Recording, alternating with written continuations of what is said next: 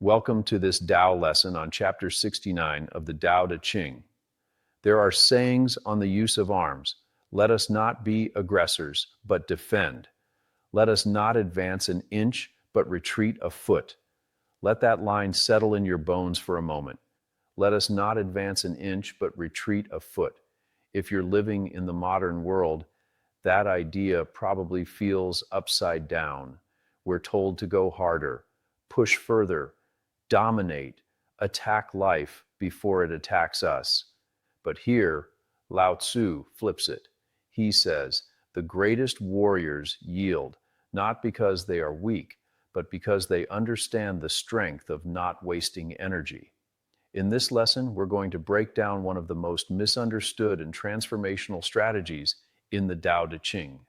And we'll look at it through the lens of your performance, your peace, and your long-term power. There are sayings on the use of arms.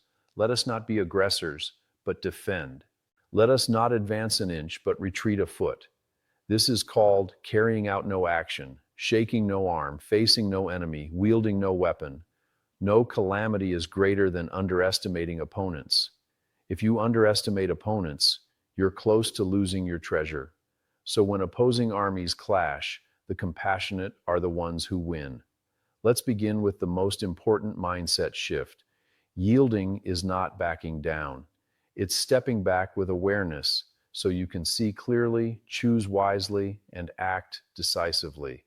The Tao doesn't say never act. It says, don't be the aggressor. Don't initiate the war. Don't be the one swinging wildly with ego and blind reactivity. This has deep application in sports, business, family, and self-mastery. Let me tell you a quick story from the mat. A young Brazilian jiu-jitsu student, aggressive, passionate, but too eager to win, was always the first to attack. He'd burn up his energy trying to submit opponents within the first minute. Sometimes it worked, but most of the time he'd exhaust himself and get caught. One day, after another failed match, his coach said, "You're fighting the person, not the position. You're fighting your fear, not the opponent." That clicked something. He started studying the calm, coiled energy of the black belts. They didn't rush. They retreated into defense, not to escape, but to observe, to adapt, to prepare their advantage. That's the Tao. The line, retreat a foot, doesn't mean give up ground for no reason. It means step back far enough to let the attack burn itself out. Let the wave of conflict crash into empty space. From this place, you remain calm, stable, and aware. And that is where true power lives. Now let's bring this into everyday leadership and communication. You may not be rolling on the mats, but you probably face emotional fights, arguments, disappointments, moments where you're triggered. In those moments, do you push harder, raise your voice, escalate?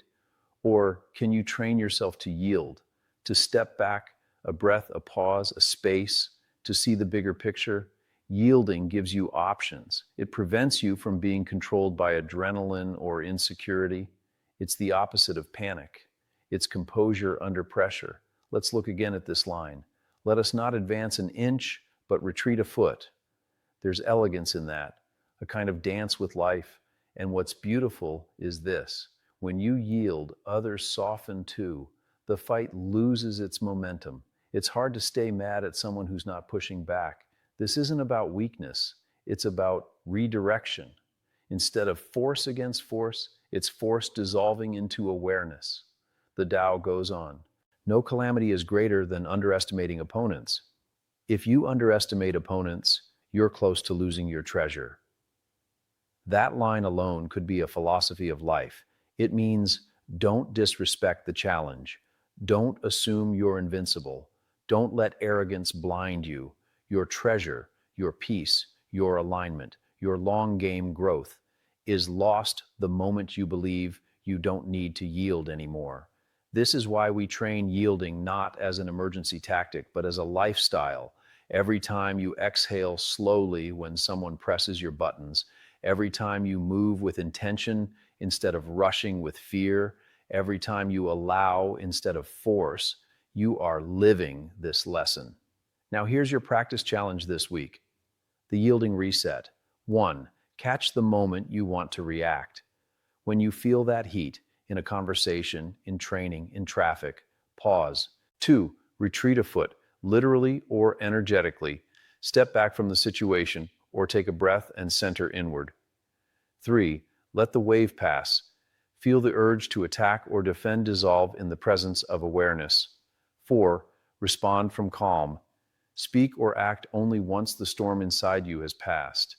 This is how you live the Tao, not in the abstract, but in your breath, your timing, your inner stillness. Because here's the paradox. The most powerful people in the world are often the most unassuming. They don't raise their voice, they don't rush to win, and yet they win, not through domination, but through direction. They see the wave coming, and they yield just enough to ride it. This is what chapter 69 is calling you into.